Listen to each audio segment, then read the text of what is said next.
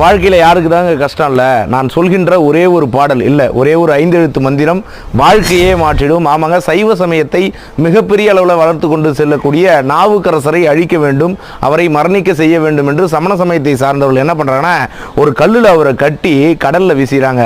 அந்த நேரத்தில் நாவுக்கரச பெருமான் பாடிய ஒரு அற்புதமான பாடல், சொற்றுணை வேதியன் சோதி வானவன் பொற்றுணை திருந்தடி பொருந்த கைதொழ கற்றுணை பூட்டி ஒரு கடலில் பாய்ச்சினும் நற்றுணையாவது நமசிவாயவே. என்றும் என்னோடு நல்ல துணையாக இருப்பது நமசிவாய என்று சொல்கின்ற 5 எழுத்து மந்திரத்தை பாடி முடிக்கிறாது.